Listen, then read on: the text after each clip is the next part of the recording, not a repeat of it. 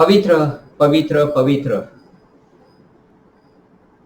सर्वसमर्थ सर्वज्ञ आणि सर्वव्यापी देवादी देवा राजांच्या राजा आणि प्रभूंच्या प्रभू काल आज आणि युगानुयुग सर्व काळ सारखण्यात असणाऱ्या देवा कधी न बदलणाऱ्या देवा जो एकच देव स्वर्गात आणि पृथ्वी खाली आहे ज्याच्या सारखा देव कोणी नाही ज्याच्या शिवाय दुसरा कोणी देव नाही जो एकच एक देव तो सर्व स्तुती मान महिमा बल ज्ञान सामर्थ्य अधिकार आराधना स्वीकारण्यास योग्य आहे ज्याची स्तुती करावी ज्याचं भय धरावं ज्याची सेवा करावी असा जो एकच एक देव की जो देव पवित्रतेने ऐश्वर्यवान स्तवनामध्ये भयानक अद्भुते करण्यामध्ये अद्भुत असा तो अग्निसमान देव तरी पण त्याने आपला क्रोध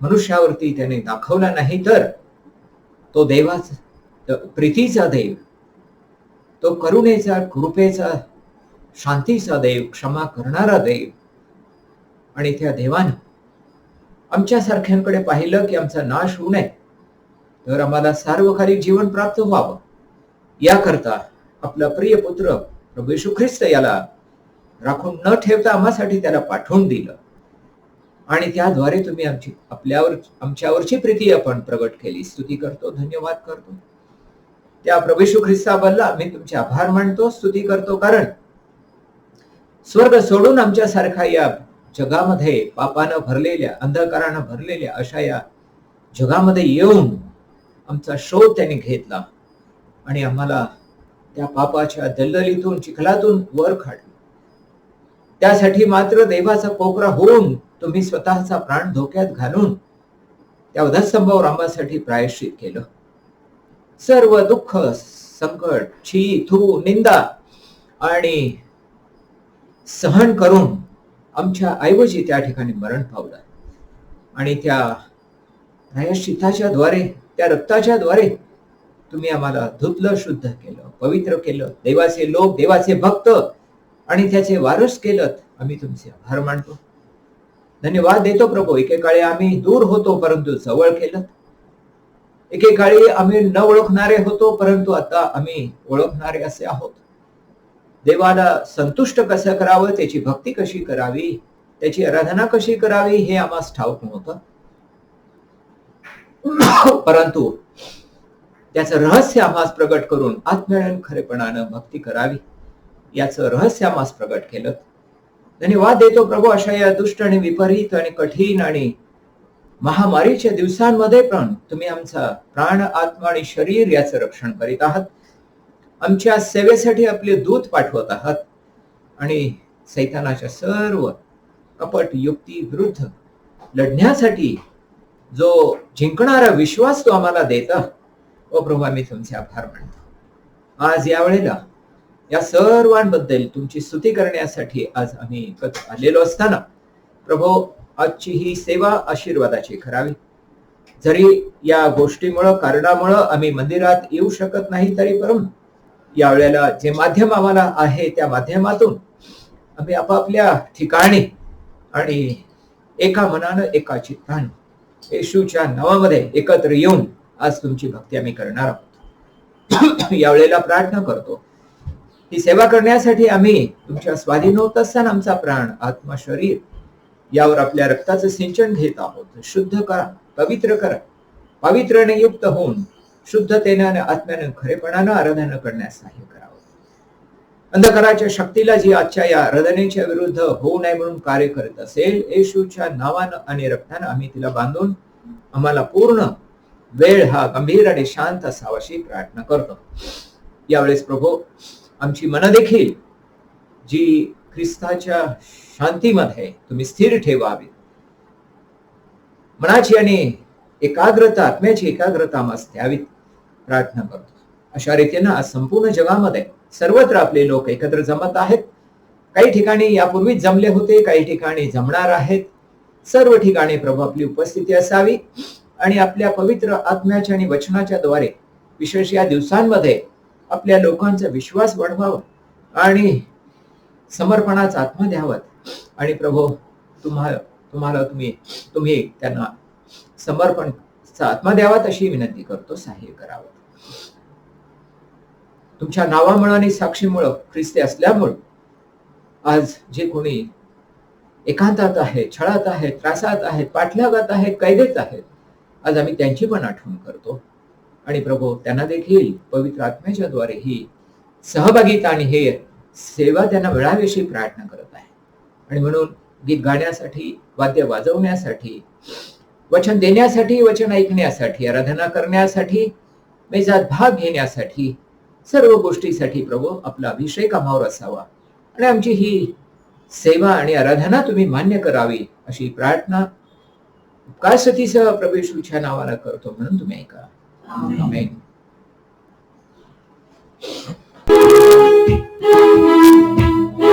हर समय हर क्षणी कोठल्याही स्थितीत माझ्या येशूनाही आराधना, माझ्या जीवनाचा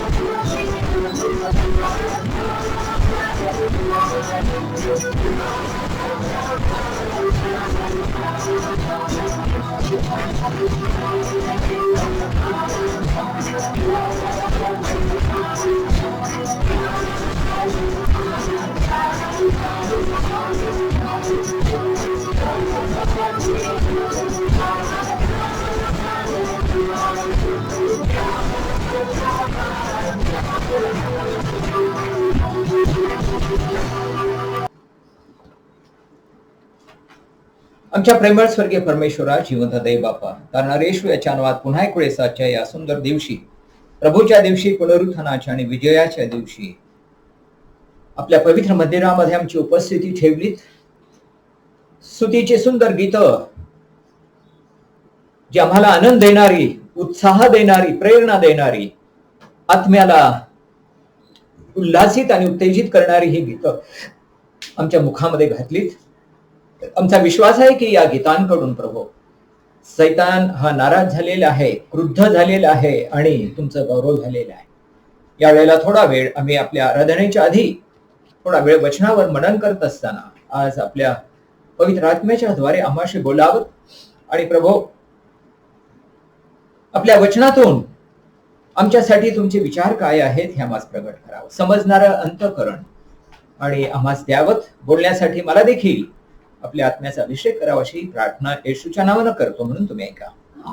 आमेन. Praise the Lord.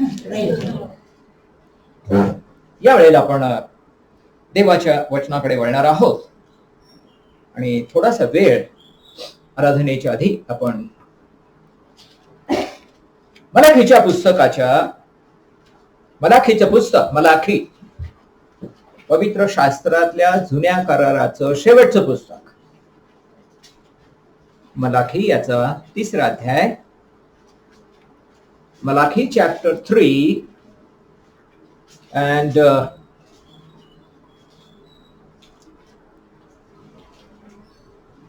verse 6, 6वं वचन आपण सर्वजण एकत्र वाचूया. मलाखी 3:6 एकत्र. कारण मी यहोवा आहे, मी पालटत नाही. म्हणून याकोबाच्या संतानांनो, तुम्ही नाश पावला नाही. मलाखीच्या पुस्तकाच्या या शेवटचं पुस्तक आहे आणि या मलाखीच्या पुस्तकाचा लेखक मलाखी आहे. थोडीशी याची जर ओळख आपण करून घेतली तर जे मेजर प्रॉफिट्स आणि मायनर प्रॉफिट्स बायबलमध्ये हे दोन प्रॉफिट्स हे आहे, श्रेणी आहे. एक म्हणजे ज्येष्ठ संदेष्टे आणि दुसरे कनिष्ठ संदेष्टे. शेवटी जे बायबलच्या जुन्या कराराच्या शेवटी जे येतात त्याला मायनर प्रॉफिट्स असं म्हणतात. शेवट म्हणजे कनिष्ठ अशा दर्जाचे. आणि तरी सुद्धा ते भविष्यवादी आहेत. शेवटच्या पुस्तकाच्या मधून काहीतरी आपणाला भविष्य केलेलं आपणाला दिसत आहे. जसं की दानियलचं पुस्तक आहे, आमोसचं पुस्तक आहे, हबक्कूक, ही सगळी जी पुस्तक आहेत त्याच्यातून भविष्यवाणी केलेली आहे. परंतु हे शेवटचे पुस्तक आहे मलाखीचं, हे सुद्धा भविष्यवाणीचं पुस्तक आहे असं आपल्याला दिसत आहे. तेव्हा जर मलाखीच्या पुस्तकाचा थोडक्यात जर आपण विचार जर केला आणि त्यावर आपण पाहणार नाही, परंतु जे 6वं वचन आहे विशेष करून त्या 6व्या वचनावर आपण लक्ष केंद्रित करणार आहोत. तरी सुद्धा मलाखी जर संपूर्ण 4च अध्याय आहेत आणि ते जर आपण वाचले, नंतरही वाचू शकता, तर त्याच्यामध्ये आपल्याला हे दिसत आहे की हा मलाखीचा जो लेखक आहे तो देवाच्या लोकांना, इस्रायल लोकांना, आणि अर्थात तो बोलत नाही परंतु त्या मलाखीच्या तर्फे देव बोलत आहे. तो इशारा देत आहे, सांगत आहे आणि तो म्हणतो की अहो याकोबाच्या संतानांनो.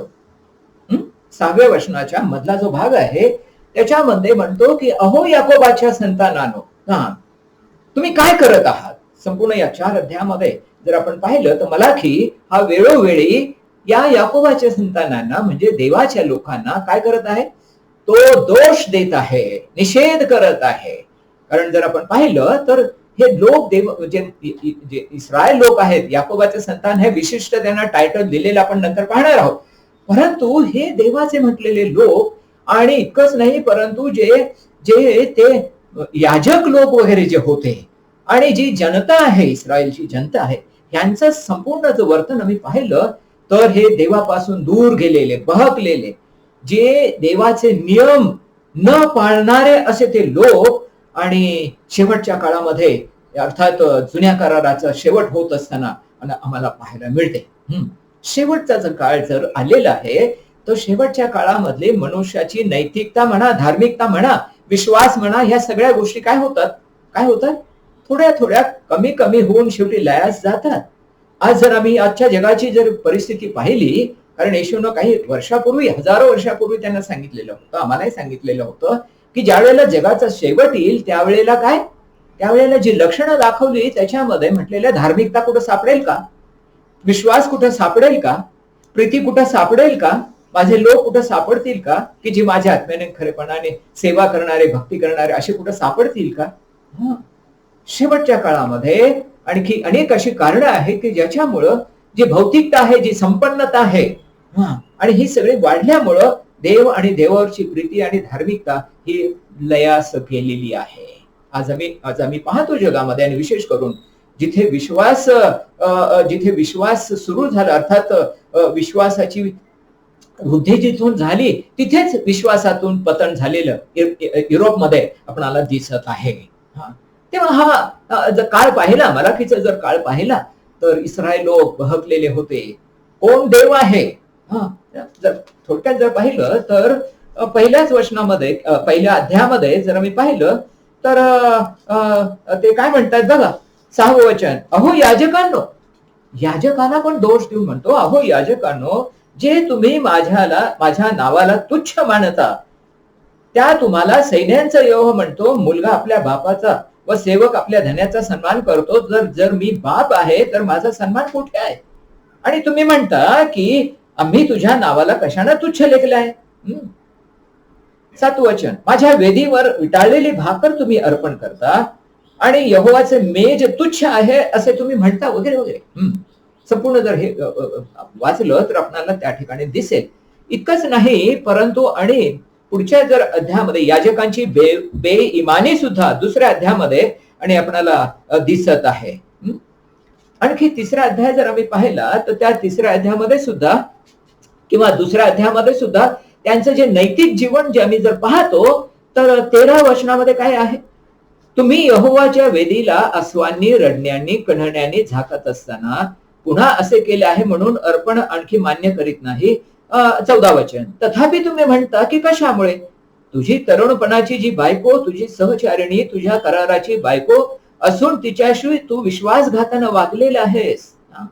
हे सुद्धा एक नैतिक जे त्यांचं जीवन जर आम्ही पाहिलं तर पाहतो की सर्वत्र व्यभिचार होता आणि नैतिकता ढासळलेली होती.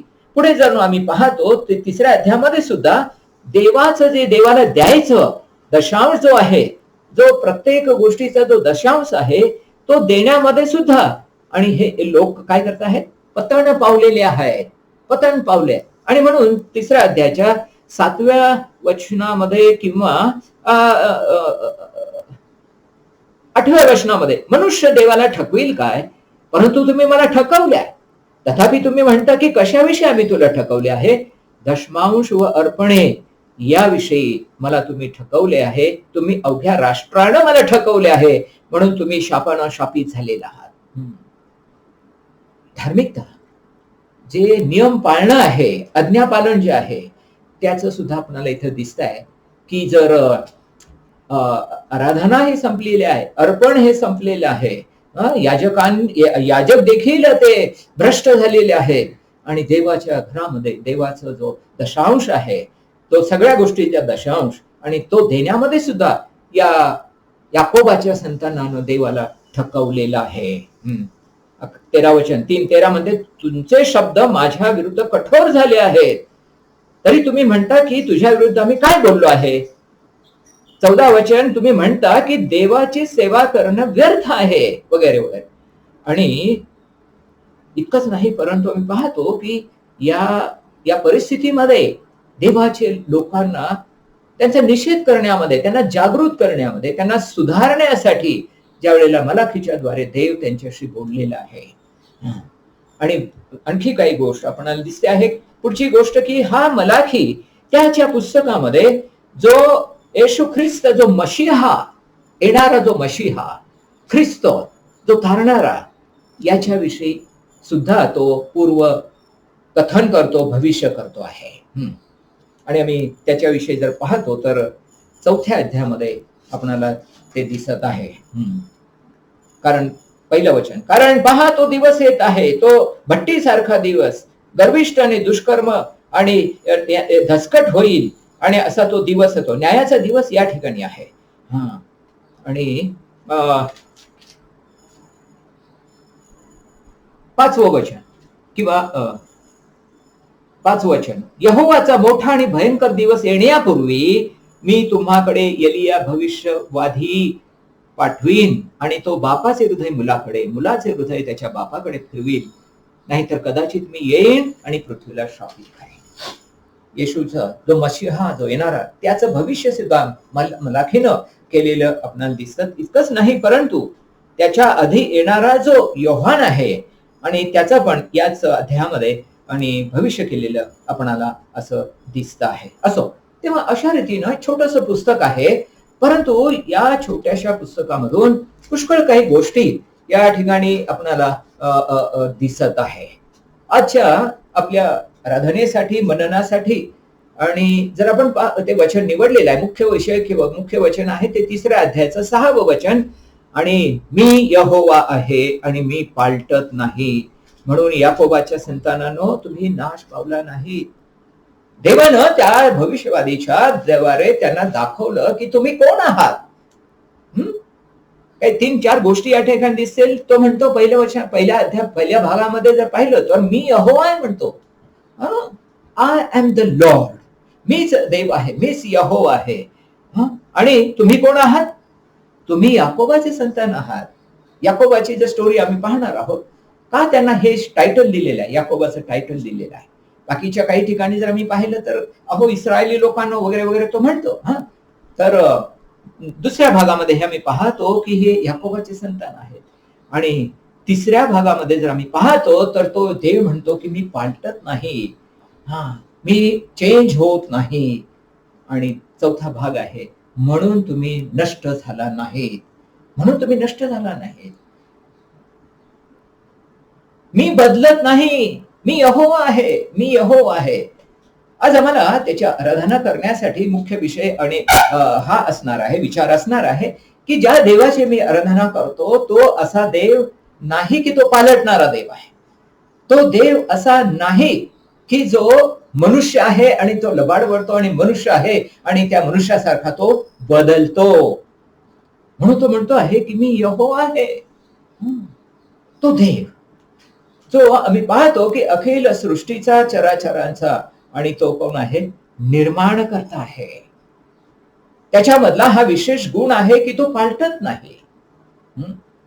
जर देवाचे जर संपूर्ण जर आम्ही त्याचे गुण जर पाहिले तर आपल्याला ते वर्णन करता येणार नाही, ते समजणार पण नाही. ओके, तो कोण आहे, कसा आहे, तो कशाने बनलेला आहे, या काही गोष्टी आपल्याला म्हणजे समजण्याच्या पलीकडे आहे. तरी देवानं अगदी थोडंसंच एक ज्याला आपण म्हणतो की ज्याला ग्लिम्स म्हणतात आणि ज्याला ओझरत दर्शन असं म्हणतात, नाही का, ते दर्शन शास्त्राच्या मधून पवित्र आत्म्याच्या द्वारे आणि पवित्र संदेशांच्या द्वारे थोडंसं फार आपणाला या ठिकाणी दाखवलेलं आपणाला दिसत आहे. ओके, तरी सुद्धा देवानं आपणाला प्रगट केलेलं आहे. अर्थात देवानं त्याला त्या मनुष्याला त्यानं स्वतःला प्रगट केलेलं आहे. मोशेनं इच्छा व्यक्त केली, हे देवा तू आहेस, मी तुझ्याशी बोलतो आहे, मी तुझा ऐकतो आहे. ओके नाही, तू मला भेटतो आहे आणि आपण एकमेकाला भेटतो, हे सगळं ठीक आहे. पण हे देवा तू कसा आहेस हे मला नाही कळलेलं, मला दिसत नाही, मला समजत नाही तू कसा आहे. आणि मग तो मोशे त्याला पाहण्याची इच्छा व्यक्त करतो, परंतु दैव म्हणतो की नाही, तू पाहू शकत नाही आणि जर पाहिल तर कोणी जगू शकत नाही. असा हा देव आहे. तरी सुद्धा नवीन कराराची सुरुवात होताना हा जुन्या कराराचा जो देव आहे तो आम्हाला म्हणजे नवीन करारामध्ये येताना येशू म्हणतो, अर्थात त्या ठिकाणी म्हणतो आहे देवाला कोणी कधी पाहिलं नाही आणि कोणी पाहून जगू शकत नाही, तरी सुद्धा त्यानं स्वतःला प्रगट केलेला आहे. त्याचा पुत्र प्रभू येशू ख्रिस्त की जो त्याच्या उराशी असलेला, बापाच्या उराशी असलेला, त्यानं त्याला प्रगट केलेला आहे. जुन्या कराराच्या लोकांना तो प्रगट झालेला नव्हता आणि जरी झाला होता तरी या मलाकीच्या पुस्तकामध्ये जसं आम्ही वाचतो की तो देव त्यांनी पाहिलेला, त्याचा चमत्कार, त्याच्या अद्भुत सामर्थ्य, या सगळ्या गोष्टी जरी त्यांनी पाहिल्या होत्या तरी ते त्याला ओळखत नसल्यासारखे ते वागत होते. परंतु आज नवीन कराराचे कृपेचे जे आपण लोक आहोत, आशीर्वादी धन्य असे जे लोक आहोत, त्या आपणाला त्यानं प्रगट केलेला आहे. येशू ख्रिस्त हा तो देव आणि त्यानं आपणाला प्रगट केलेला आहे. फिलिपने देखील एक दिवस इच्छा व्यक्त केली की आम्हाला बाप दाखव, नाहीतर आम्ही विश्वास ठेवणार नाही. येशूनं म्हटलं, ज्याने मला पाहिलं आहे त्याने बापाला पाहिलेलं आहे, मग तू बाप दाखव असं का म्हणतो? तेव्हा नवीन करारामध्ये देवानं आपणाला प्रगट केलेलं आहे. आज आम्ही पेत्र म्हणतो त्याप्रमाणे, जरी तो आम्हाला, पेत्राचं पहिलं पत्र आणि पहिल्या अध्यायामध्ये, जरी तो आज आम्हाला दिसत नाही तरी सुद्धा आम्ही विश्वासानं आमच्या अंतचक्षुनी, आध्यात्मिक डोळ्यांनी आम्ही त्याला पाहतो, आम्ही त्याचं ऐकतो, त्याच्याबरोबर आम्ही चालतो, त्याच्याबरोबर आम्ही बोलतो, हो की नाही. आणि हा एक सन्मान त्याने आपणाला दिलेला आहे. तेव्हा तो म्हणतो की मी यहोवा आहे आणि मी पालटत नाही. ते न पालटणं हा त्या देवाचा एक गुण आहे, सद्गुण आहे, न पालटणं. आम्ही जर इतर गोष्टी जर पाहिल्या, अर्थात मनुष्याला जर पाहिलं, मनुष्य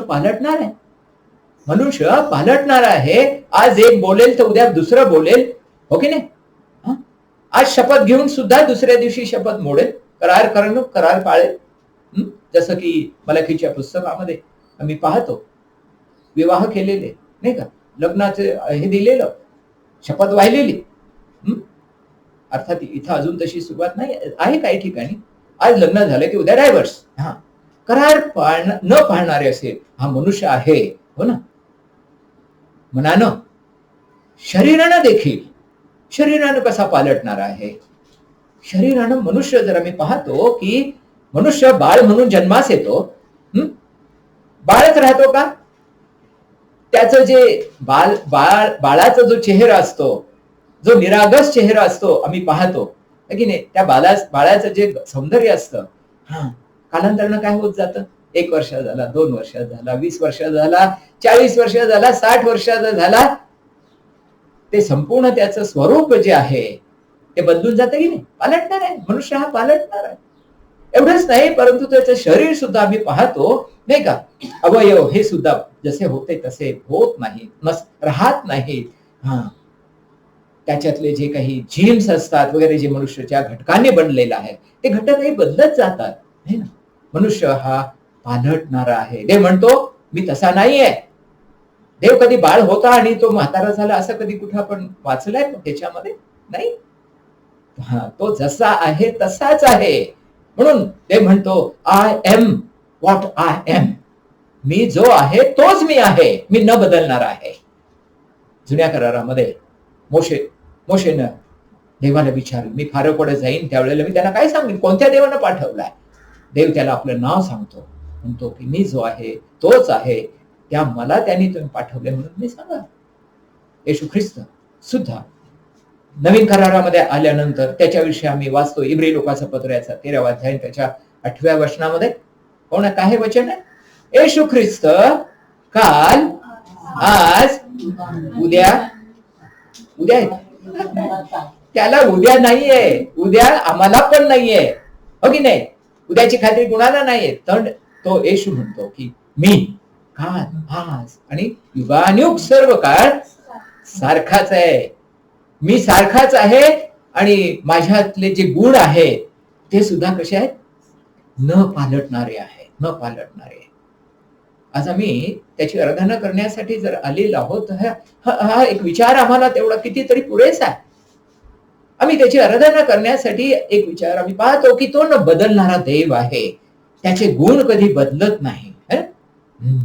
ज्याला आपण म्हणतो की एखाद्या विषयाचं म्हणा, एखाद्या पदार्थाचं म्हणा, ज्याला आपण इसेन्स ज्याला म्हणतो, इसेन्स. इसेन्स कशात वापरतात, काय ते व्हॅनिला काय असतं, व्हॅनिला काय असतं, फ्लेवर आहे, पण त्याला दुसरा शब्द काय, इसेन्स आहे. तो कशापासून बनवलेला आहे. व्हॅनिला, नंतर स्ट्रॉबेरी, नंतर हे ते, या फळाचा तो काय असतो, इसेन्स असतो. इसेन्स म्हणजे फ्लेवर वेगळा, परंतु इसेन्स म्हणजे वेगळा, की त्याला हिंदीमध्ये म्हणता येईल की निचोड ज्याला म्हणतो, ओके नाही. किंवा एक द्राक्ष जे असतं आणि ते असं पिळून त्याचा जो मुख्य रस जो असतो तो काढलेला जो असतो ना, त्याला इसेन्स म्हणतात. देवाचा जो इसेन्स आहे त्याच्यातला जो जो जो एक तो शब्द मराठीचा सुद्धा, तेव्हा असा तो देव आहे. तो कधी न बदलणार आहे. त्याच्याविषयी विचार करणं सुद्धा आपल्याला शक्य नाही, मला तरी शक्य नाही. असो, तेव्हा हा एक गुण आम्ही पाहतो की देव त्याचा जो इसेन्स आहे तो कधी बदलत नाही. त्याच्यामध्ये कधीच फरक होत नाही. ज्याप्रमाणे द्राक्षाचा जो इसेन्स असतो तो बदलत नाही, त्याच्यामध्ये जर जास्त पाणी टाकलं तर तो काय होणार, त्याची चव बिघडणार, बदलणार, इतर फळांचं देखील. पण नाही, देवाचं तसं नाहीये. त्याचा जो एक गुण ज्याला म्हणता येईल, गुण पण शब्द नाही, असो. तेव्हा असा हा देव आहे. दुसरा जर विचार पाहिला तर तो म्हणतो की मी यहोवा आहे आणि माझे जे गुण आहेत त्याचे गुण कोणते. आता मगाचा इसेन्स हा शब्द वेगळ्या अर्थानं आपण म्हणजे आपण विचारात घेतलेला आहे, परंतु गुण हा जर शब्द घेतला तर आपल्याला दिसत आहे की गुण म्हटल्यानंतर त्याची दया आली, त्याची प्रीती आली, त्याची क्षमा आली, हे गुण आहेत नाही का. नेचर ज्याला आपण म्हणतो, ह्या सगळ्याच देव कसा आहे, तो तसा न बदलणारा देव आहे. देवाची दया, देवाची कृपा, त्याची सहनशीलता, त्याची प्रीती, त्याची क्षमा, हे जर गुण आम्ही पाहिले तर ते बदलतात का? कधी कधी बदललेच नाही. आणि जर बदलले असते तर तुम्ही नष्ट झाला असता. शेवटचं वाक्य किंवा शेवटचा विचार या ठिकाणी याच वचनामध्ये आम्हाला दिसतो की जर मी बदललो असतो तर तुम्ही जगलाच नसता, तुम्ही अस्तित्वातच नसता, तुमचा नाश झाला असता. ह्या याकोबाच्या इस्रायलाच्या लोकांसाठी जर तो विचार आहे. परंतु इतर लोकांकडे जर आम्ही पाहिलं, जागतिक जे संपूर्ण जग आहे आणि लोक आहेत, मानव आहेत, त्यांच्याकडे जर आम्ही पाहिलं तर तो देव जर बदलणारा असता तर काय झालं असतं? नष्ट झाले असते, सगळेच नष्ट झाले असते, हो की नाही? आज आम्ही पाहतो की त्याच्यामध्ये जे गुण आहेत ते आज देखील तेच आहे आणि म्हणून आम्ही काय आहोत? जिवंत आहोत. देवानं जगावर एवढी प्रीती केली की त्याने आपला एकुलता एक पुत्र दिला, यासाठी की जो कोणी त्याच्यावर विश्वास ठेवेल त्याचा नाश होऊ नये, तर त्याला सार्वकालिक जीवन प्राप्त व्हावं. जुन्या कराराच्या शेवटी आणि जी परिस्थिती होती, परंतु नवीन कराराच्या सुरुवातीलाच देव म्हणतो की माझी प्रीती, ती देवाची प्रीती, ती अगापे प्रीती, आणि ती बदलली नाही. प्रीतीचे 4 गुण किंवा प्रीतीचे 4 प्रकार आपणाला दिसत आहेत, नाही का? याच्या आधी पण आपण ऐकलं असेल, सांगितलं असेल, नाही का? देवाच्या प्रीतीला काय म्हणतात? आत्ताच शब्द वापरला होता मी, अगापे प्रीती म्हणतात. निस्वार्थ प्रीती, कशाची अपेक्षा न करता केलेली प्रीती, त्याला अगापे प्रीती म्हणतात, नाही का? दुसरी प्रीती आहे तिला इरॉस म्हणतात. Eros love. इरॉस म्हणजे काय?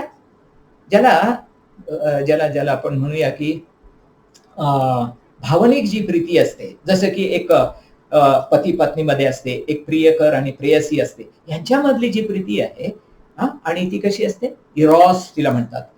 ग्रीक शब्द आहे इरॉस. देवाची प्रीती इरॉसची प्रीती नाही आहे, ती अगापी प्रीती आहे. देवाची प्रीती, तिसरा शब्द आहे त्याला की फिलिओ म्हटलेला आहे, फिलिओ. आणि ती प्रीती म्हणजे की मित्रांमध्ये जी असलेली प्रीती आहे, फिलिओ, है ना? देव त्याची प्रीती अशी तो करत नाही. मित्राला दगा देईल, पती पत्नीला दगा देईल, पण देवाची प्रीती आम्हाला कधी धोका देणारी नाही आहे. त्याची प्रीती ही अगापे प्रीती आहे, ती फिलिओ प्रीती नाही आहे. आणि चौथा शब्द आहे स्टोर्गे. चौथी प्रीती आहे, चौथ्या प्रीतीला नाव आहे स्टोर्गे.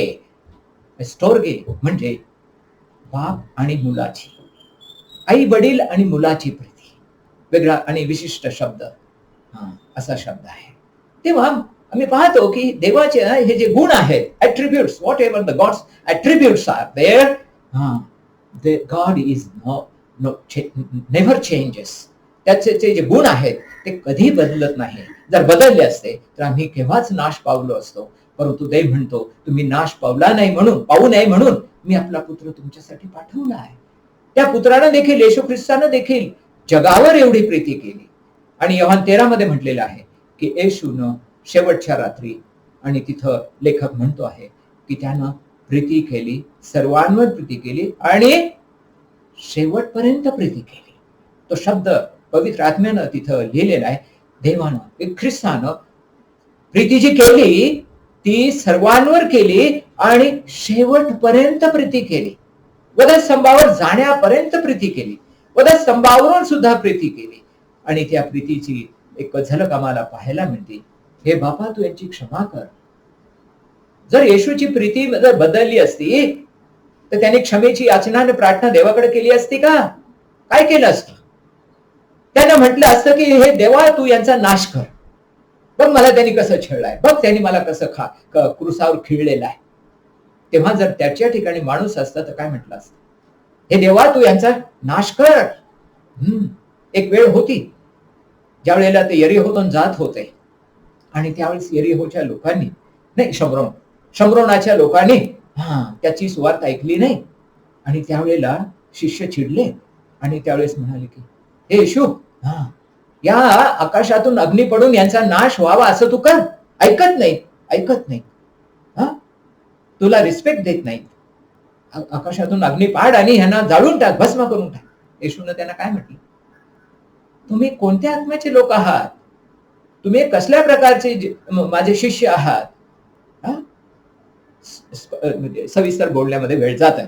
तेव्हा हा एक गुण आम्हाला दिसतोय की देवाची जी गुण आहेत ते न बदलणारे आहेत, आणि जर बदलले असते तर आम्ही केव्हाच नष्ट झालो असतो. पुढचा विचार आम्ही पाहतो की देवाच्या ज्या योजना आहेत, त्याचे जे संकल्प आहेत पवित्र शास्त्रामध्ये सुरुवातीपासून आणि अगदी पृथ्वीच्या आणि सृष्टीच्या निर्मितीच्या आधीपासून देवाच्या योजना आमच्यासाठी त्यानं केलेल्या आहेत, आणि त्या समयी काळाची पूर्णता होत असताना आणि त्याने काय केलेल्या त्या पूर्ण केलेल्या आहेत. देवाचे जे योजना आहेत,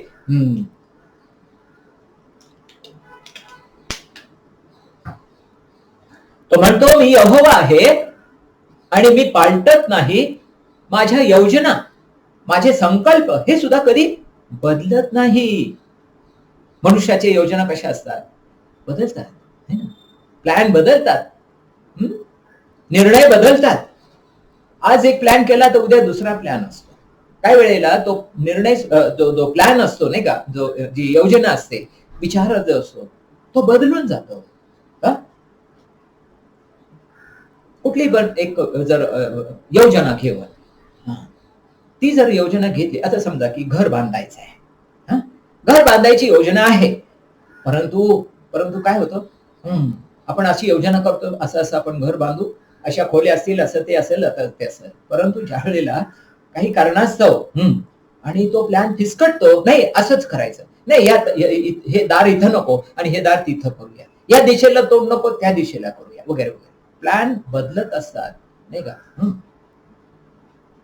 देवाचे प्लॅन तसे नाही आहेत, न बदलणारे आहेत. आणखी जर सविस्तर विचार आपण कराल तर हे जे मनुष्याच्या योजना या बदलणाऱ्या असतात. बायबलमध्ये सुद्धा सांगितलेलं आहे की एकानं घर बांधण्यासाठी योजना केली, काम सुरू केलं,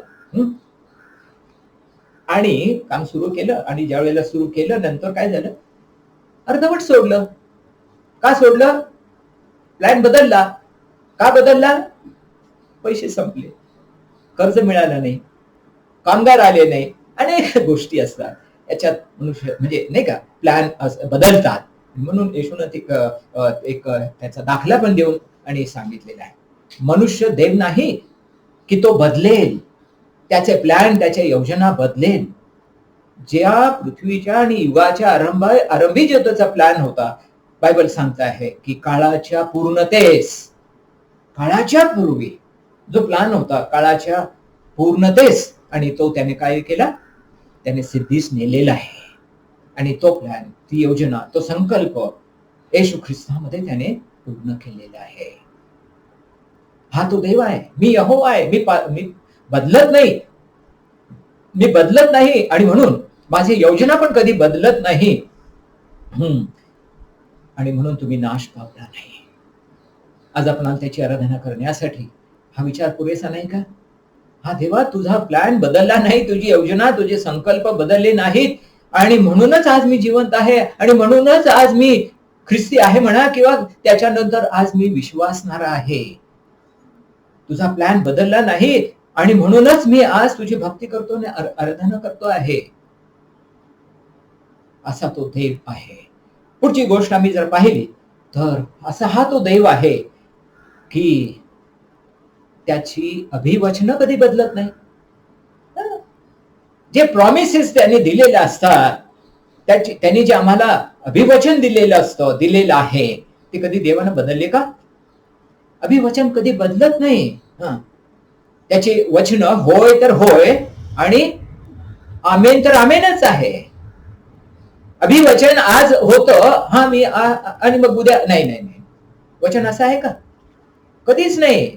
आज मी तुमच्यासाठी हे करीन आणि मग उद्या नाही, माझ्याने जमत नाही. त्याचं वचन होय तर होय, नाही तर नाही, असंच आहे. सविस्तर आपल्याला वेळ अभावी आपण पाहणार नाही. तेव्हा अभिवचन दिलेलं आहे या मलाकीच्या पुस्तकामध्ये. अगदी शेवटच्या अध्यायामध्ये जिथे की नवीन जुना करार संपतो आणि 400 वर्षाच्या नंतर नवीन करार सुरू होतो, तेव्हाच नाही परंतु अगदी उत्पत्तीच्या पुस्तकामध्ये 3ऱ्या अध्यायामध्ये जे देवानं अभिवचन दिलेलं होतं, बरोबर की त्याच्या पुत्राविषयी ते अभिवचन त्यानं बरोबर पाळलेलं आहे. ख्रिस्त आम्हासाठी एक पशु म्हणून, कोकरा म्हणून, नाही का, तो आला आणि त्याने आम्हाला तारण दिलं, चर्म वस्त्र काढली, अंजिराची वस्त्र काढली, पानाची वस्त्र काढली, परंतु आम्हाला तारणाची, नीतिमत्वाची आणि वस्त्र त्यांनी आम्हाला घातलेली आहे. ते वचन त्यांनी पाळलं. तो वचन पाळतो, मी तुला कधी सोडणार नाही, कधी टाकणार नाही. आज त्यांनी टाकलंय का? आज जर ती परिस्थिती असते, हे लोक आणि संपूर्ण जग आणि मानव ज्या प्रकारे, ज्या पद्धतीनं त्या देवाच्या संबंधामध्ये वर्तन करतात, इस्रायल लोकांचं, याकोबाच्या संतानाचं जर उदाहरण घेतलं तर कसे ते लोक कसे देवाशी वागलेले आहेत, नाही का?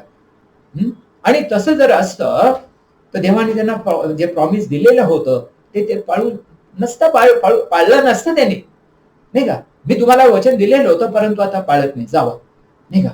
कनान देशामध्ये मी तुम्हाला घेऊन जाईन वचन दिलं होतं, पण ह्या लोकांनी किती अरण्यामध्ये त्या देवाच्या विरुद्ध कसे वागले हे ज्यावेळेस त्यांनी पाहिलेलं आहे, चिडला, खूप क्रुद्ध झाला, रंगिष्ट झाला, तरी पण शेवटी वचन पाळलं त्यांनी, नेलं कनानाच्या देशामध्ये, त्याच्या लोकांना नेलं.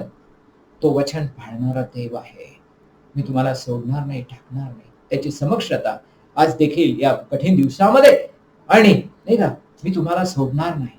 जगामध्ये तुम्हाला संकट आहे, योहान 16:33, पण पहा मी तुम्हाला वचन देतो, काय, की मी तुम्हाला सोडणार नाही. मी जगाला जिंकलेलं आहे, मी सैतानाला जिंकलेलं आहे, तुम्ही कशाला घाबरता, मी तुमच्या बरोबर आहे. देवाचं अभिवचन कधी बदलत नाही. पुढे जर आम्ही पाहतो की ह्या देवाचे एकूण गुण, आणखी काही गुण आहेत, परंतु इथे आपण या मुद्द्याला इथं थांबत असताना या याच्यावरून आपल्याला एक दिसत आहे की असा हा जो देव आहे, मी यहोवा आहे म्हणतो आणि मी भांडत नाही, याच्यामध्ये आपल्याला काय दिसत आहे की त्या देवाची परिपूर्णता दिसते आहे. काय दिसते? परिपूर्ण देव आहे. मी देव आहे, मी परिपूर्ण देव आहे. कुठलीही गोष्ट जर या जगामध्ये घेतली तर ती परिपूर्ण आहे का? नाही, परिपूर्ण कधीच नाहीये. तो देव परिपूर्णतेचा देव आहे. गॉड ऑफ परफेक्शन, तो देव, असा तो देव आहे. तो देव कसा आहे? त्याला सुरुवात नाही आणि शेवटही नाही. तो आधी आणि अंत आहे, प्रारंभ आणि शेवट आहे, आणि शेवटही नाही त्याला. अर्थात वचन म्हटलेलं आहे, मी प्रारंभ आणि शेवट आहे. मग शेवट म्हणजे काय, देवाला शेवट आहे का? नाही, देवाला कधीच शेवट नाही, परंतु काही गोष्टींचा शेवट आहे, तो करणारा तो देव आहे, असा त्याचा अर्थ आहे, हो की नाही? तेव्हा असा हा देव आहे आणि त्याची गुण आणि त्याची दया कृपा आजपर्यंत त्याची आम्हावरती आहे. कधी आपण विचार केला? तो जर बदलला असता तर काय काय गोष्टी घडल्या असत्या? एक साधं वेळ संपतो आहे, परंतु उदाहरण देणं फार चांगलं आहे. तर आम्ही पाहतो की आमच्या दैनंदिन जीवनामध्ये सुद्धा ज्या काही आम्हाला जीवनावश्यक वस्तू लागतात, नाही का, आणि त्या आम्हाला नेहमी हे करावं लागतं, त्याची पूर्तता करावी लागते, हो की नाही? भाजीपाला संपला, जावं लागतं. धान्य संपलं, किराणा संपला, आणावं लागतं, हो की नाही? गाडीतलं पेट्रोल संपलं, पेट्रोल पंपावर जावं लागतं, पेट्रोल भरावं लागतं, तेव्हा कुठं गाडी चालते. पोटाची गाडीसाठी सुद्धा तिकडे पेट्रोल भरावं लागतं, तेव्हा कुठं गाडी चालते. पण आपण कधी विचार केला का, हा जो देव आहे त्याचं सामर्थ्य केवढं आहे, त्याची शक्ती केवढी आहे? ही पृथ्वी जी आज आपण पाहतो हजारो वर्षापासून जेव्हा निर्माण केली, सूर्य, चंद्र, तारे, नक्षत्र काय होत आहे हे जर पाहिलं, त्या ठिकाणी आहेत का नाही? वचन सांगितलेलं आहे, हे सगळे निर्माण केलं आणि ते त्या ठिकाणी देवानं त्याच्या सामर्थ्यानं आणि तिथंच ठेवलेले आहेत, ओके. समुद्राला देखील सांगितलं याच्या पलीकडे तू यायचं नाही, मर्यादा नेमून दिलेली आहे. हा सूर्य जे पृथ्वीच्या भोवती फिरत आहे, पृथ्वी सूर्याच्या भोवती फिरत आहे, चंद्राला कक्षा दिलेली आहे, यांनी कधी त्यांची मर्यादा बदलली का? जेव्हापासून त्या सूर्याला आणि पृथ्वीला निर्माण केलं, त्यांची जी गती आहे, गाडी जर जुनी झाली, गाडीची गती काय होते है ना, इंजिन जुनं झालं, मग ते पिस्टन काम करत नाही, पिस्टन रिंगा जातात आणि मग ते वेग घेत नाही, पिकअप घेत नाही. या पृथ्वीची जी गती आहे ती कधी कमी झालेली कधी झाली? आणि जरी एका म्हणजे काही जर अंतरानं जर ही सूर्याची गती आणि पृथ्वीची गती जर काही काही याच्यानं जर वेळानं जर कमी झाली तर केवढा उत्पात होईल माहितीये, एकमेकावर आदळतील, सगळं काही भस्म होईल. देवान त्याच्या सामर्थ्यानं ही सर्व गती निर्माण करून त्या त्या ठिकाणी त्या गतीनं ते चाललेले आहेत. ओके, सूर्य एवढा भयंकर सूर्य निर्माण केला. सूर्याची आपला जास्त अभ्यास नाहीये म्हणा, पण त्या सूर्यामध्ये जे काही देवानं ठेवलेलं आहे की ज्याच्यामधून एवढा प्रकाश, ज्याच्यामधून एवढी उष्णता, ज्याच्यामधून एवढे किरण, ज्याच्यामधून एवढी ऊर्जा, ह्या सगळ्या गोष्टी ज्या सूर्यामध्ये मिळतात, सूर्यापासून मिळतात, केवढा प्रचंड आहे तो. आणि सगळं त्याच्यामध्ये खचून भरलेलं देवान मनुष्यासाठी ते रोज आणि रोज तो देत आहे. मिळते ना, सूर्याचा उजेड रोज मिळतो, सूर्याची उष्णता रोज मिळते, सूर्याच्या किरणामधून आरोग्य रोज मिळत आहे. जर काही एखादा दिवस जर बंद पडलं ना सूर्याचा प्रकाश, काय जंतू सगळीकडे जंतू होतील, गरोणाने बरोडान शरोणान काय काय जंतू निर्माण होतील आणि रोग राई सुरू होईल, नाही का? देवाच्या निर्माण केलेल्या सूर्यामध्ये जे काही असतील प्रोटॉन आणि न्यूट्रॉन आणि काय काय असते ते असू दे, हे सगळे देवानं निर्माण केलेले आहे की हजारो वर्षापासून ते देत आहे. मग ते काय, एक कोणती गोष्ट, कोणती वस्तू तिचा वापर केल्यामुळं तिची काय होते, झीज होते, बरोबर ना? टायर वापरला, बरेच किलोमीटर झाले, टायरची झीज झाली, नवीन टायर टाकायला. हजारो वर्षापासून सूर्य जो चालू आहे, रोज आणि रोज तो आम्हाला त्याची हे देतो, त्याची झीज झाली का? पृथ्वीची झीज होते का? देव या पृथ्वीवर जी त्याने हवा ठेवलेली आहे, टायर मध्ये आम्ही हवा भरतो, या पृथ्वीवर कोण हवा भरतो रोज? हवा कमी झाली तर जगू का आपण? नाही जगणार, नाही का? या पृथ्वीवर जी हवा भरली जाते आज, ऑक्सिजन आणि जो सगळी मिळतोय, केवढं देवाचं ते हे आहे, सामर्थ्य आहे. सूर्यामध्ये जे इंधन आहे, ही इंधन काय काय असेल की ज्याच्यामुळे हे सगळं तयार होत आहे, कोण भरत आहे? प्राकृतिक म्हणा किंवा स्वाभाविकरित्या त्याच्यामध्ये कमी होत असेल, पण देव तुमच्या आणि माझ्यासाठी ती शक्ती जी आहे, ती ऊर्जा आहे, ते न्यूट्रॉन असतील, आणखी काय काय जे असतील, नाही का, ॲटम असतील, ते सगळं तो भरतो आहे. हा देव आहे तो. जर देव बदलला असता तर प्रियानो आपण नष्ट झालो असतो, केव्हाच नाश पावलो असतो. देव मनुष्य नाही, तो बदलेल, त्याचे गुण बदलतील, आणि म्हणून आज आपण भस्म झालो नाही. पुढचा विचार आम्ही पाहतो की तो म्हणतो की म्हणून याकोबाच्या संतानांनो, मी देव आहे, मी असा आहे, मी असं आहे, माझ्यामध्ये हे असे गुण आहेत, आणि म्हणून याकोबाच्या संतानांनो, इस्रायल लोकांना, याकोबाचं संतान या वचनामध्ये, आणि खास करून हे जे शीर्षक आहे ते या ठिकाणी त्यांना दिलेलं आहे. का दिलेला आहे जर विचार केला तर याकोब कोण होता, त्याचा इतिहास जर आम्ही पाहिला, याकोबाचा इतिहास, वेळ संपते परंतु पाहूया आपण. याकोब कोण होता हे आपल्याला सगळ्यांना चांगलं ठाऊक आहे, नाही का? याकोब कोण होता? याकोब बदलणारा होता. मी बदलणारा नाही आहे, पण याकोब बदलणारा होता, बरोबर. याकोब हा ह्या तो लबाड होता, त्याच्यामध्ये सत्य नव्हतं. तो हिरावून घेणारा होता, त्याच्या नावाचा अर्थ लुबाडणारा, आपल्या भावाची टाच ओढणारा होता. जन्माला येताना तो नाही का, त्याला म्हटलेलं आहे की तो भावाची टाच ओढून आलेला असा होता. भावाचं जे बर्थ राईट जो आहे, जन्मसिद्ध हक्क जो आहे, तो त्याला नव्हता. पण याने काय केलं? फसवून लुबाडलं, है ना, फसवलं, लबाडी केली आणि त्याने तो हक्क लुबाडून घेतला. असा हा याकोब. पुढे आम्ही जातो, संपूर्ण जर याकोबाचं जीवन चरित्र जर आम्ही पाहिलं, घाबरून गेला, पळून गेला. पळून गेल्यानंतर त्याचा जो मामा आहे लाबान, त्याच्याकडे गेला, लाबानाकडे गेला आणि लाबानाच्या घरी राहिलं. आणि त्याच्या मुली ज्या त्याला आवडल्या, राहेल त्याला आवडली खूप, राहेल आवडली आणि राहेलसाठी त्याने सांगितलं, मामाने सांगितलं की ठीक आहे, तुला ही बायको म्हणून देतो, परंतु तिच्यासाठी तू काय कर, 7 वर्ष चाकरी कर माझी, हे गुरं ढोर, हे मेंढर, हे सगळे तू सांभाळ, बाकीची पण कामं कर.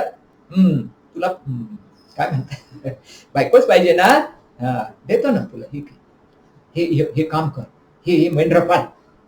बापानं ते पाळली, बाईसाठी, बायकोसाठी पाळली. आणि ज्या वेळेला वेळ आली 7 वर्ष पूर्ण व्हायची, त्यावेळेला काय झालं? तू भावाला फसवलं का? तू भावाचा हक्क लुबाडून घेतला का? देव म्हटला, बघतो तुझ्याकडे, जसं पेराल तसं उगवेल. नियम. मामाने त्याला राहेलच्या ऐवजी कोण दिली? लेया दिली. राहेल सुंदर होती, पण लेया कशी होती? डोळ्याने अधू, डोळ्याने अधू. तुला चांगली पाहिजे होती ना, आणि अशीच घे. आता काय करता? तिच्यासाठी 7 वर्ष परत त्यांनी काय केली? चाकरी केली. मामा म्हणाला की हिच्यासाठी तुला पाहिजेच तर आणखी 7 वर्ष, आणि ही गोष्ट आपल्याला पाहिजे. असो, पुढे जातो, त्याचा जीवन खूपच हे आहे. आणि जातो, परत येताना ज्या वेळेला येतो त्यावेळेला येसावाला भेटण्याची त्याची इच्छा होते. आणखी मग सगळ्या गोष्टी आहेत, आपण कधीतरी याचा डिटेल अभ्यास केला तर फार सुंदर आहे. निघाल्यानंतर लवाजमा घेतला, 2 बायका, आणखी किती बायका होत्या माहिती नाही, घेतल्या. लेकरं घेतली, लेकरांची सगळं घेऊन, गुरंढोरं, ती मेंढर सुद्धा त्यांनी कशी आहेत ती पण सुंदरच, ती सगळे घेतली आणि निघाला तो येसावाला भेटण्यासाठी निघाला. थोडंसं अंतर पुढे गेल्यानंतर काय झालं? मामा आला पळत, माग पाठला करत, है ना, आहे तो आला. आणखी मग त्या ठिकाणी तू असं का फसवलं वगैरे वगैरे तो वृत्तांत आहे. मग त्याच्यानंतर आम्ही पाहतो की त्याची मुलगी जी दिना होती, तिला पण जिथं तो राहिला होता शेखेममध्ये, त्या शेखेमच्या लोकांनी त्या दिनाला भ्रष्ट केलं, आणि मग तिथं काही गोष्टी घडल्या. पुढे जातो, आम्ही पाहतो की ज्या वेळेला तो आता भेटणार आहे त्या नदीच्या पलीकडे, तो एसाव आहे, त्याला भेटायचं आहे, नदी आहे, सगळ्यांना पुढे पाठवतो. किती धूर्त आहे ना तो, चालाक आहे, स्वतः पुढे जात नाही, पुढे एक टीम पुढे पाठवतो, मध्ये तो आणखी कोणाला ठेवतो, आणि शेवटी आपण राहतो. परंतु त्याचा विचार वेगळा आहे. तो पाठीमागे राहतो, प्रार्थना करण्यासाठी राहतो, आणि प्रार्थना करत असताना त्या ठिकाणी मी पाहतो की तिथे काय होत आहे? देवाची आणि त्याची भेट होती आहे. देवाची आणि त्या ठिकाणी एका मनुष्याशी त्याची हे होत आहे, काय युद्ध होत आहे. लढाई पण नाही आहे, परंतु त्याला आपण म्हणतो की मल्लयुद्ध. मल्लयुद्ध, कुस्ती होते तिथे, कुस्ती होते. आणि ती कुस्ती सुद्धा, आणि त्याच्यामध्ये याकोब सहशी काय होत नाही, सरशी होत नाही, म्हणजे तो पराभूत होत नाही. तो माणूस म्हणतो, युद्ध कोण करतोय? तो माणूस, अर्थात तिथे दूत म्हटलेला आहे, आणि देवच. तेव्हा त्या ठिकाणी तो म्हणतो की आता तो त्याची सरशी होत नाही असं पाहताना, आणि आता दिवस उजाडत आहे, जायचं आता बस झालं, आणि तुझं नाव काय विचारतो? तो म्हणतो, माझं नाव काय विचारतो? माझं नाव काय विचारतो? कदाचित याकोबाला कळलं, हा असा माणूस नाहीये कोणी, नाही का, हा देवच आहे. कदाचित पश्चाताप करतोय, म्हणतो देवा तू माझं नाव का विचारतोस, तुला माहित आहे मी याकोब आहे, मी फसवणार आहे, मी बदलणार आहे, मी असा आहे, मी तसा आहे. हा नाही का, देवानं त्याचा पश्चाताप, त्याची प्रार्थना ऐकली. कारण त्याच्या आधी त्यानं प्रार्थना केली होती, पळून जाताना केलं होतं, जर तू मला परत या ठिकाणी आणशील तर मी काय करेन, मी तुला दशांश देईन वगैरे वगैरे. देवानं त्याला आशीर्वाद दिला. कोणता आशीर्वाद दिला, तू बदलणारा आहेस, मी तुला बदलून टाकतो.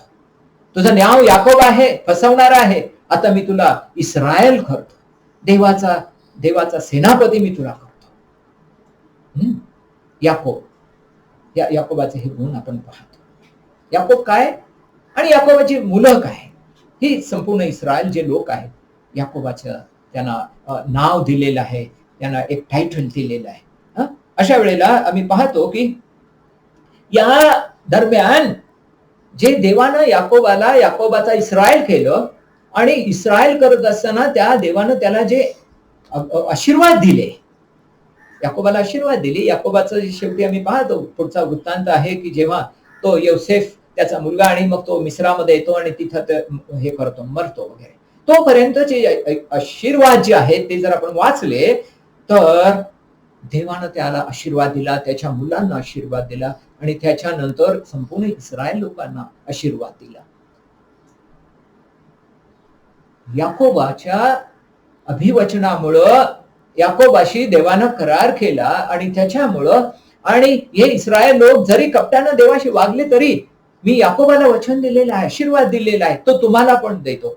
इस्रायल लोकांनी, याकोबाच्या संतानांनी देवाचे किती आशीर्वाद आहेत ते उपभोगले की नाही, भोगले की नाही, उपभोगले की नाही. उत्पत्तीच्या पुस्तकामध्ये याकोबाचा वृत्तांत आहे, परंतु निर्गमाच्या पुस्तकामध्ये जर आम्ही पाहिलं तर हेच याकोबाचे संतान, त्यांचे काय हे आहे, त्यांचा काय इतिहास आहे नाही का, तरी पण देवानं त्यांना आशीर्वाद दिलेला आहे. हे लोक याकोबाचे संतान हे देवाच्या आशीर्वादाचे केवळ याकोबामुळं आणि ते उपभोक्ता झालेले होते ना. परंतु याकोबाचे संतान हे जे शीर्षक देवानं त्यांना देऊ केलेलं आहे ते केवळ याकोबामुळं. आज प्रियानो, जर आम्ही सुद्धा जर विचार केला तर आम्हाला देखील ख्रिस्तामुळे जे आम्हाला टायटल मिळालेलं आहे, जे आम्हाला शीर्षक मिळालेलं आहे, किंवा जे आम्हाला आशीर्वाद मिळालेले आहेत, ते म्हणजे तुम्ही माझे लोक आहात, तुम्ही माझे शिष्य आहात, तुम्ही माझे लेकरं आहात वगैरे वगैरे, हे आहे ना. येशू ख्रिस्तामुळे आपणाला हे सर्व आशीर्वाद मिळालेले आहेत. याकोबाच्या संदर्भात जर मी पाहिलं तर हा याकोब किंवा हे याकोब जन्माला येण्याच्या पूर्वी,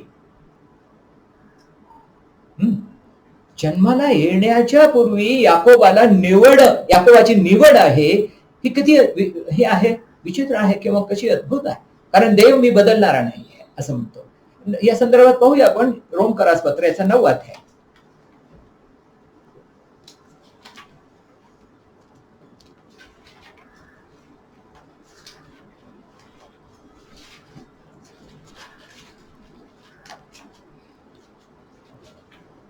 नऊ अध्याय आणि 7 वचनापासून वाचतो मी. अब्राहामाचे संतान ते आहेत म्हणून ती सर्व लेकरं आहेत असे नाही, तर इसहाकातच तुझं संतान म्हटले जाईल असे वचन आहे. अब्राहमाच्या मध्ये ती सर्व लेकरं आहे, परंतु संतान इसहाकामध्येच आहे. वचन सांगताय 8 वचन. म्हणजे देहाची लेकरे ती देवाची लेकरे आहेत असं नाही.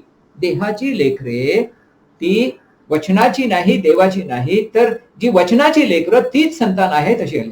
9 वचन. कारण वचनाचे वाक्य हे आहे, या समयाप्रमाणे मी येईल आणि सारेला मुलगा होईल. 10 इतकेच केवळ नाही, पण रिबका ही एकापासून म्हणजे आपला बाप इसहाक याच्यापासून गरोदर राहिल्यानंतर 11 वचन आणि 12 वचन महत्वाचं आहे. लेकरे अजून जन्मले नव्हती आणि त्यांनी काही बरे किंवा वाईट केले नव्हते, तेव्हा निवडीवरून असणारा देवाचा पूर्व संकल्प कायम राहावा, म्हणजे कर्मावरून नाही तर बोलवणाऱ्याच्या इच्छेप्रमाणे घडावे, म्हणून तिला सांगितले होते की वडील धाकट्याची सेवा करेल. असेही लिहिले आहे की मी याकोबावर प्रीती केली पण एसावाचा द्वेष केला. याकोबावर प्रीती केली पण एसावाचा द्वेष केला. हे याला काय म्हणायचं? हा देवाचा पूर्व संकल्प आहे. लेकर अजून जन्मली नव्हती, बरोबर, तेव्हाच ही निवड, पूर्व संकल्पातून ही निवड आहे. अद्भुत अशी गोष्ट आहे. आणि म्हणून याकोबानं काही बरं केलं नव्हतं आणि वाईटही केलं नव्हतं. तो फसवणारा म्हणतात, त्यांनी फसवलं पण नव्हतं, परंतु तेव्हाच देवानं वचन काय दिलं नव्हतं की मी याकोबावर प्रीती करीन, एसावाचा द्वेष करीन. याकोब हा देवाच्या पूर्व निवडीवरून देवाच्या संकल्पामध्ये तो निवडला गेला आणि म्हणून वचनाची लेकरं झाली इस्रायल लोक. याकोबाचे संतान हे कसे आहे? वचनाचे याकोबाचे संतान म्हटलेले, त्यांना संतान म्हटलेले आहे. अब्रामाचे संतान पण एक हे आहे, परंतु या ठिकाणी विचार करताना याकोबाचे संतान हे शीर्षक आणि त्यांना मिळालेलं आपण पाहतो. पुढे जर आम्ही पाहतो तर याकोबाच्या संतानांना जो आशीर्वाद आणि जो मिळालेला आहे, तेव्हा तो कोणता आशीर्वाद आहे की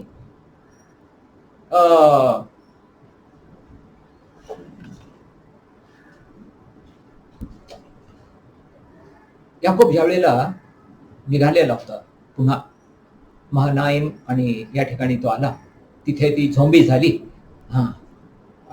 त्याच्या आधी आम्ही पाहतो की त्याला तो एका ठिकाणी आला आणि उशाला धोंडा घेतला, झोपला, बरोबर, झोपला आणि झोपल्यानंतर रात्री त्याला काय दिसलं? शिडी दिसली, शिडी. आणि शिडीवरून काय दिसलं पाहिलं त्याने? देवदूत खाली उतरतायत आणि वर चढतायत, खाली उतरतायत आणि वर चढतायत. हे जे दर्शन याकोबाला मिळालेलं होतं, हे दर्शन इतर कोणाला मिळालेलं यापूर्वी आम्ही पाहतो का? नाही. याकोब हा विशिष्ट एवढ्यासाठी झाला किंवा आहे कारण जे स्वर्गीय दर्शन याकोबाला देवानं दाखवलं, बघ ही शिडी, खाली टोक पृथ्वीवर आहे, वरचं टोक स्वर्गाला आहे, देवदूत उतरत आहेत, खाली जात आहे. देवाचं जे दर्शन आहे याकोबाला झालं आणि याकोबामुळं त्याच्या लेकरांना पण देवाचं दर्शन झालं, त्याचे आशीर्वाद आणि भोगणारे ते लोक झाले. परंतु आज आपण जे आहोत ते आपणासाठी ती शिडी काय आहे? कोण आहे? येशू ख्रिस्त आहे. येशू ख्रिस्त आहे की जो आम्हासाठी नवीन करारामध्ये स्वर्ग सोडून या पृथ्वीवर आला. देवदूत म्हणून आला नाही, देवाचा पुत्र म्हणून तो आला. आणि ज्यावेळेस आला त्यावेळेला त्या शिडीवरून आला. शिडी कोणती? शिडीला किती पाय असतात?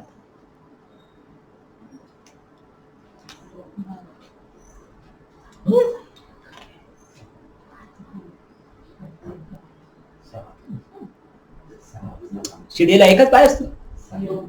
शिडीला 2 पाय असतात. काय प्रश्न विचारताय? बरं, असू दे. शिडीला 2 पाय असतात. येशू ख्रिस्त ज्यावेळेस स्वर्ग सोडून खाली आला तेव्हा योहान म्हणतो की ज्यावेळेस तो आला तेव्हा कृपा आणि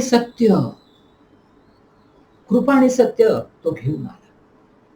आज आम्हाला देवाचं दर्शन, देवाला कोणी कधी पाहिलं नाही, पण जो पुत्र त्या बापाच्या उराशी आहे तो त्या कृपा आणि सत्य घेऊन ज्यावेळेस आम्हाला आला त्यावेळेला या 2 पायामुळेच आम्हाला देवाचं दर्शन होत आहे. आज देवाचं दर्शन त्या ख्रिस्ताच्या कृपेमुळं आणि त्या सत्यामुळं, कृपा आणि सत्य याच्यामुळे होत आहे. असो, तेव्हा आज आम्ही त्या याकोबाच्या संतानापेक्षा आम्ही किती हे आहोत, श्रेष्ठ आहोत म्हणूया की आज आम्हाला देवदूत नाही परंतु ख्रिस्त आम्हासाठी स्वर्ग सोडून आमच्यावर आलेला आहे, नाही आमच्यासाठी आलेला आहे. पुढे पुढे आम्ही जातो आणि पुढचं जर आम्ही पाहिलं तर याकोबाचं जीवन चरित्र जर आम्ही पाहिलं तर सुरुवातीपासून जेव्हा त्याने फसवलं, फसवलं, भावाला फसवलं, बापाला फसवलं, कटामध्ये आई सामील होती म्हणा, ओके नाही, पण फसवलं आणि ज्यावेळी तिथून जो सुरुवात झाली याकोबाच्या संकटाला, हो ना, संकटाला सुरुवात झाली. त्याचे संकट किती जर आले, त्याच्यावर किती संकट आले, वेळ नाही आहे सविस्तर आपणाला हे करायला. याकोबाचे संकट जर मोजली तर ती पुष्कळ संकट आहेत. परंतु या संकटामधून तो जात असताना, तो गेला, जात असताना पाहतो की तो प्रार्थनेचा मनुष्य होता. याकोब हा प्रार्थनेचा माणूस होता. अर्थात याकोबाने किती प्रार्थना केल्या हे सविस्तर तिथं नाहीये, परंतु जी प्रार्थना त्यांनी केली ती प्रार्थना फारच गहन अशी ती प्रार्थना आहे, किंवा त्याला त्या संकटातून तारणारी प्रार्थना आहे. कारण देव म्हणतो की मी बदलणारा नाहीये. त्यांनी फसवलं, त्यांनी हे केलं तर देव बदलला असता तर त्याला पण हे केलं असतं, पण नाही. संकटातून याकोब पार गेलेला आहे, प्रार्थनेचा मनुष्य राहिलेला आहे, आणि म्हणून याकोबाला आशीर्वाद मिळालेला आहे. किती मुलं झाली याकोबाला? 12 मुलं झाली, 12 मुलं, आणि तेच इस्रायल आहेत. हा मोठा आशीर्वाद. याकोब त्या संकटातून गेला आणि म्हणून त्यांना मिळालेला आहे. इस्रायल लोकांना सुद्धा संकटातून जावं लागलं. हजारो वर्ष देवाला त्यांनी फसवलं, देवाला ठकवलं, देवाला लुबाडलं, त्यांनी परीक्षा पाहिली. ह्या गोष्टीमुळं इस्रायल लोक हजारो वर्ष परीक्षेमधून, चाचामधून, त्रासामधून, संकटामधून, छळामधून आणि ते गेले. पण शेवटी देवाचं वचन बदलत नाही, मी तुम्हाला पुन्हा आणेन. आणि त्याप्रमाणे आज इस्रायल राष्ट्र आम्ही पाहतो, याकोबाचे संतान म्हणून आम्ही त्यांना पाहतो. आज ते आशीर्वादित राष्ट्र असं आहे, अत्यंत आशीर्वादित. लहान जरी आहे तरी जगाला आश्चर्य असं ते आहे, ओके नाही? असे हे याकोबाचे आणि लोक आणि संतान असं आज आम्ही पाहतो. देव म्हणतो की अहो याकोबाच्या संतानांनो, तुम्ही नाश पावला नाही, कारण मी न बदलणारा देव आहे. जर आम्ही पाहतो की तोच विचार पुन्हा हे आहे. परंतु आता आम्ही शेवटचा जो पॉइंट आहे काय, की तुम्ही नष्ट पावला नाही, तुम्ही नाश पावला नाही. मी देव यहोवा आहे, हा एक पहिला मुद्दा. मधला जो मुद्दा आहे, मी पालटत नाही, म्हणून याकोबाचे संतान, हा मधला मुद्दा पाहिला. आणि या वचनाचा शेवटचा भाग पाहतो की तुम्ही नाश पावला नाही. थोडक्यात जर मी पाहिलं तर या इस्रायल लोकांच्या वागण्यामुळं, चालण्यामुळं, वगैरे वगैरे सगळ्या गोष्टीमुळं जर देवानं जर विचार केला असता, तर त्यांनी निर्णय बदलला असता, त्याचं वचन बदललं असतं, त्याचा प्लॅन त्यांनी बदलला असता. मग असे काही पॉइंट आपण पाहिले तर त्या ह्याच्याप्रमाणे इस्रायल लोक, हे संतान कधीच त्या ह्याच्यामध्ये गेले असते ना, नाश पावले असते नरकामध्ये. कनानाच्या देशाचं अभिवचन होतं, पण जर देवानं पाळलं नसतं तर ते कधी कुठे गेले असते? त्या तिकडं गेले असते. ही गंभीर सूचना आज जगासाठी आहे. येशू आला, त्याने हे सगळं सांगितलं, आणि म्हणून म्हटलेलं आहे की जर कोणी माझा ऐकणार नाही, तर माझ्यावर विश्वास ठेवणार नाही, तर काय होतील? ते कनानात जाण्याच्या ऐवजी नरकामध्ये जातील, नाश पावतील. दुसरा विचार आपण पाहतो की जर इस्रायल लोकांना, देवाला जरी त्यांनी हे केलं, त्याची परीक्षा पाहिली, त्याला हे केलं, तरी सुद्धा पश्चाताप त्यांनी केला, बरोबर. पण आम्ही पाहतो की जो सैतान आहे, त्या सैतानानं इस्रायल लोकांना केव्हाच नष्ट केलं असतं.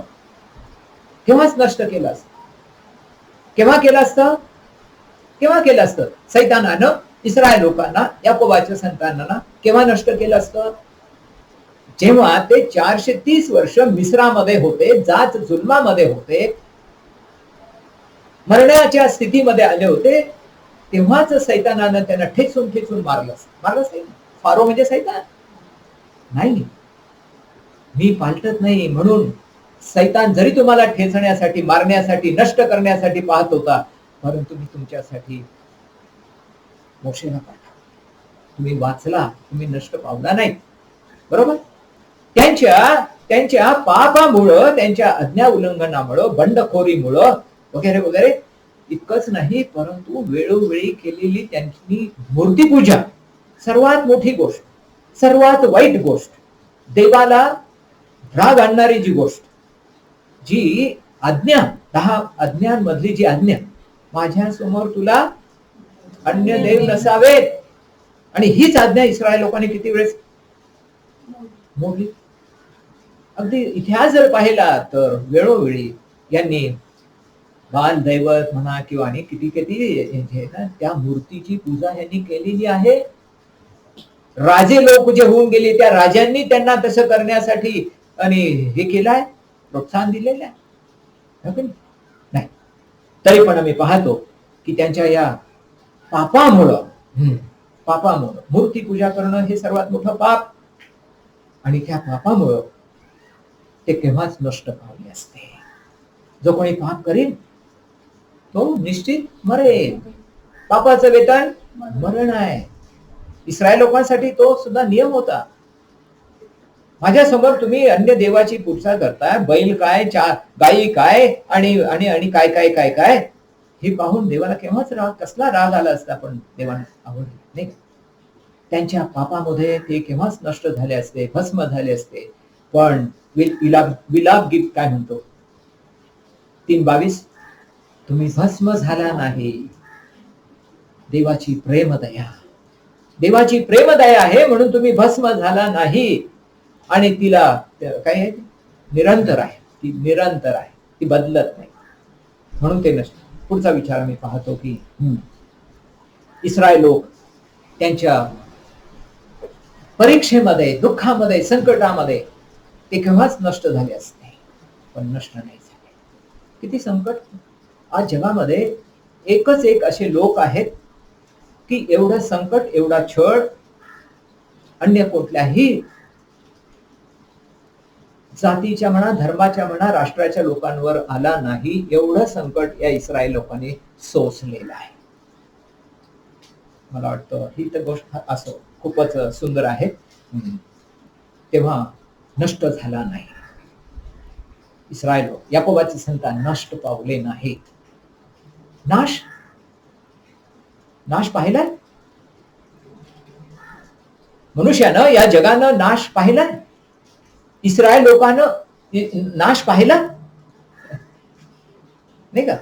आज्ञा उल्लंघन केल्यामुळं किंवा अनैतिक गोष्टीमुळं त्या वेळेला इस्रायल लोकांमध्ये नाश आला, हो ना. मी अगदी काही मोजकेच संदर्भ काढलेले आहेत, आणि ते जर मी पाहिलं तर सर्वात मोठा नाश जगानं केव्हा पाहिला असेल?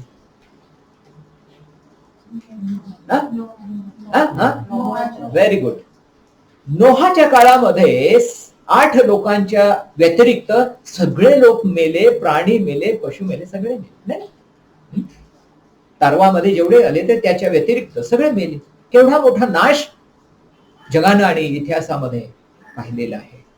असो, पुढची गोष्ट मी पाहतो की जर गणनाचा 25 अध्याय आणि त्याच्या 9व्या वचनामध्ये, गणना 25 आणि 9, त्या ठिकाणी मी पाहतो की ही अनैतिकता त्या छावणीमध्ये, इस्रायलांच्या छावणीमध्ये ज्या वेळेला पसरली होती आणि लोकांनी मिश्र विवाह केले होते वगैरे वगैरे. गणना 25 वाचा, नंतर आपण घरी वाचा. आणि त्याच्यामध्ये छावणीमध्ये हे पाप आलं आणि त्यावेळेला लोक पटापट पटकीनं मरू लागले. कशाने?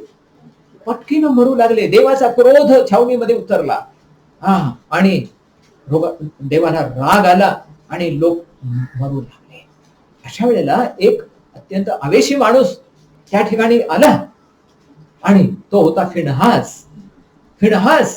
फिनहासाने काय केलं बघितलं, लोक पटापट मरायला लागलेले आहेत. अरे काय, त्यावेळेस तो कोरोना होता बघितले असेल. परंतु त्याला आवरण्यासाठी एक मनुष्य, हा फिनहास काय झाला, आवेशी झाला, देवाच्या आवेशाने आवेशी झाला. माझ्या लोकांचा नाश होत आहे, मला पाहवत नाही, ही जी अनैतिकता आहे ती पाहवत नाही. आणि म्हणून त्याने काय केला, धावत गेला आणि एक भाला आणला आणि त्या छावणीमध्ये एक स्त्री आणि पुरुष जे पाप करत होते त्या दोघांना त्यांनी भाल्याने मारलं आणि लेवियांना सांगितलं, जावा आणि छावणीतून इथून तिथून परवा फिरा, तुम्ही तलवार घ्या आणि जो दिसेल त्यांना तुम्ही मारत सुटा म्हणाले. त्याशिवाय ही ही ही पटकी बंद होणार नाही. त्याप्रमाणे लेवीचे संतान निघाले, तलवार घेतली, मारत सुटले. लेवी याचा गणना 25 आणि 9 मध्ये आम्ही वाचतो की तिथे किती लोक मेले एका वेळेला? 24,000. 24,000 लोक मेले. 24,000 कशाला म्हणतात नाही का? मला वाटतं भारताचा अजून आकडा 24 पर्यंत गेलेला नाही, परंतु एका वेळेला छावणीमध्ये त्यांच्या 24,000 मरून पडायचे. असो, याला नाश म्हटलेला आहे. नोहाचा नाश, नोहाच्या काळातला लोकांचा नाश, त्याच्यानंतर इस्रायलाच्या छावणीमध्ये जो नाश पाहिला, एका वेळेला 24,000 लोक मेलेले आहेत. पुढे जातो आणि मी पाहिलं की ज्या वेळेला निर्गमाच्या पुस्तकामध्ये ज्या वेळेला मोशे वर गेला देवाकडे, खाली आला, बघितलं तर लोकांनी सोन्याचं वासरू केलेलं आहे. आणि ते पाहिल्यानंतर मोशेलाही राग आला आणि देवालाही राग आला. मोशेनं काय केलं? त्या पाट्या फोडून टाकल्या. आणि ह्या गोष्टीमुळं त्यांच्यामध्ये किती लोक मेले? निर्गमाचा 32 अध्याय आणि 28 वचनामध्ये जर वाचलं तर 3,000 लोक इथे एका वेळेला मेले. नाश. 3,000 लोक मरायचं म्हणजे नाश आहे. पुढची थोडक्यात आम्ही पाहतो की ज्यावेळेला दाविदाच्या काळामध्ये, अगदी रॅन्डम ही मी रेफरन्स काढलेले आहे, दाविदानं ज्यावेळेस पाप केलं. कोणतं पाप? दाविदानं इस्रायल लोकांची, याकोबाच्या संतानाची गणती करण्याचं पाप ज्यावेळेस ते केलं, त्यावेळेला देवाचा क्रोध त्या संतानावर पसरला. आणि तिथे आम्ही पाहतो की 15 दुसरे शमूएल याचा 24:15 मध्ये जर वाचतो आम्ही, तर तिथे एका वेळेला 70,000 लोक मेले. 70,000 लोक. केवढा नाश, कसला नाश नाही का? नाश. पुढे जर आम्ही पाहिलं, त्याच्यानंतर आणखी उदाहरणं आहेत राजांच्या पुस्तकामध्ये. लढाईमध्ये तर ते मी बघितलंच नाही, ह्या राजाने एवढे मारले, त्या नको. पण अगदी अगदी आता अलीकडच्या काळामध्ये जर मी पाहिलं तर पहिलं महायुद्ध सुरू झालं आपल्या या 20व्या शतकामध्ये. 20व्या शतकामध्ये पहिलं महायुद्ध झालं आणि त्या महायुद्धामध्ये किती लोक मेले माहितीये का? एस्टिमेट आहे, एस्टिमेट म्हणजे जनता आणि सैनिक. हे एस्टिमेट जर काढलं तर जवळजवळ 20 मिलियन लोक मेले महायुद्धामध्ये. 20 मिलियन म्हणजे किती झाले? 200 लाख लोक नाही का? 20 मिलियन म्हणजे एवढे पहिल्या महायुद्धामध्ये एवढे लोक, सैनिक आणि इतर सर्व मेले. असो, दुसरं महायुद्ध सुरू झालं. दुसऱ्या महायुद्धामध्ये सुद्धा आणखी जवळजवळ एस्टिमेट आहे की 75 ते 85 मिलियन लोक मेले.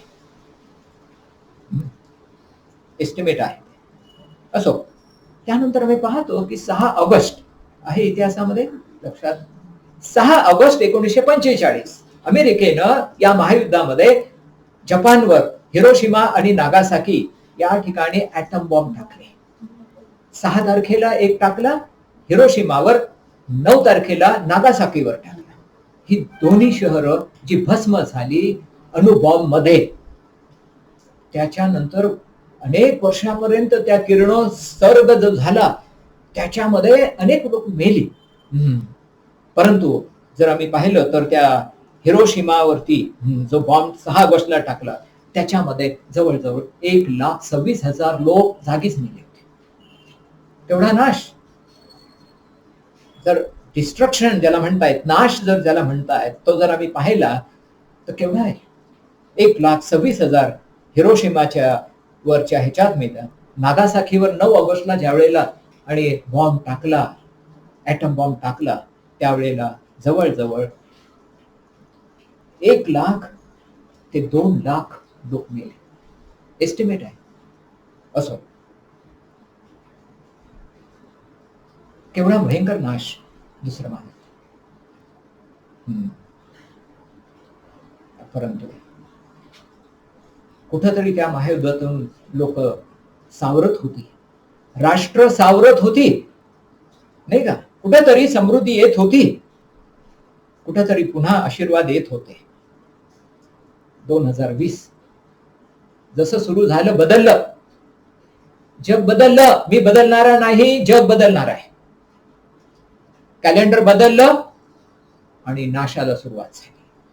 2020 करोना आला. आणि आज किती लोक मेले याची, कारण ते सांगताच येत नाही ना, कारण रोज मरत आहेत.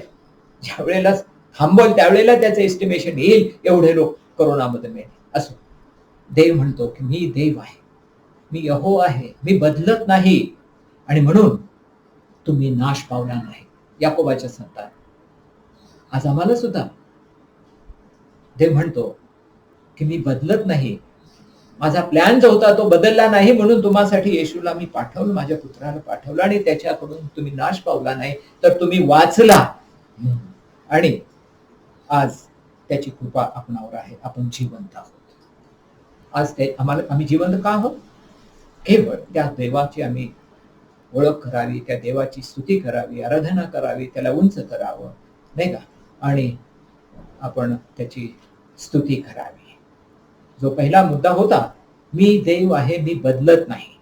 आणि हाच एक विचार आज आपण आपल्या मनामध्ये ठेवून, डोक्यामध्ये ठेवून आपण त्याची काय करूया?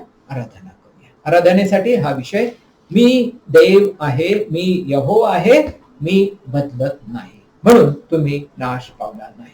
देव बाप हे वचन आशीर्वादित करो. वेळ मला वाटतं खूपच झालेला आहे. एक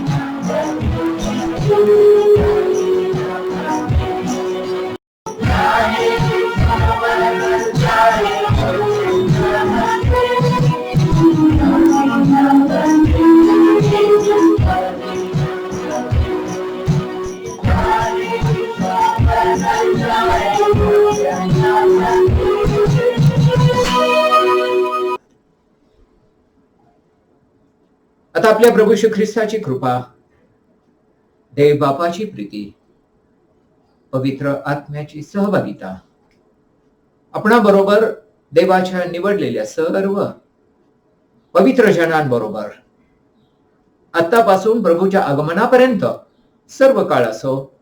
आमेन. Praise the Lord.